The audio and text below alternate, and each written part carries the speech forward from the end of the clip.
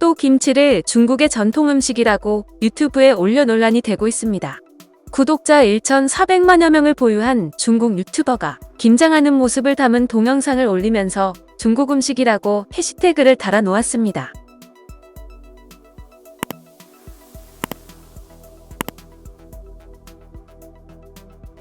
중국 유명 유튜버 리쯔치는 19분 32초 분량의 영상을 올렸는데, 영상에는 리쯔치가 직접 수확해 손질한 배추를 소금에 담가 절이고 배추에 고춧가루 등으로 만든 빨간 양념을 묻히는 장면과 펄펄 끓는 가마솥에 김치를 넣어 국물 요리를 만드는 모습 등이 나옵니다.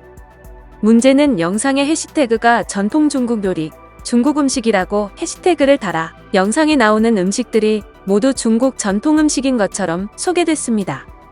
중국에서 김치라고 말하는 파오차이는 소금에 절인 채소를 바로 발효하거나 끓인 뒤 발효하는 음식으로 김치보다는 피클에 가깝습니다. 한국 정부도 김치식품규격은 2001년 유엔 국제식량농업기구 국제식품규격위원회에서 국제표준으로 정해졌다면서 허위 보도를 반박한 바 있습니다. 국내 네티즌은 영상이 예뻐서 구독해서 보고 있었다며 유튜브 영상물을 신고하기는 처음이라고 했습니다. 또 다른 네티즌은 김치는 한국 전통 음식이다라며 예전부터 구독하면서 봐왔는데 정말 화난다라는 등의 반응을 보였습니다. 유튜버 리쯔치가 중국에선 금지된 유튜브와 페이스북에서 활발히 활동하는 것도 중국 공산당에 도움이 있을 것이라는 의견도 나옵니다. 지난해 2020년 8월 중국 매체에서 리쯔치가 중국 공산주의 청년단 소속이 됐다고 보도된 바 있습니다. 공청단은 중국 공산당이 지도하는 대중조직입니다. 기사에선 유튜버 리쯔치 등 유명 인사들이 공청단 소속이 됐다며 리쯔치는 최근 젊은이들 사이에서 긍정적인 영향력을 끼치고 있어 공청단에 소속될 자격이 있다고 보도했습니다.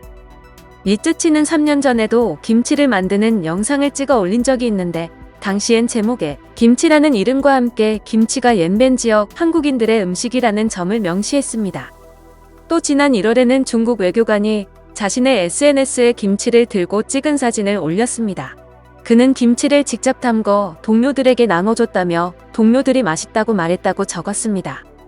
이 중국 외교관도 SNS에 김치라고 적어 한식을 좋아하는 사람인지 김치를 중국 전통 음식이라고 말하려고 기재했지만 실수로 김치라고 적었는지 알 수는 없지만 현재 국내 커뮤니티에서는 화제입니다. 영상을 시청해주셔서 감사합니다. 여러분의 좋아요, 구독은 큰 힘이 됩니다. 지금까지 뉴스킹이었습니다.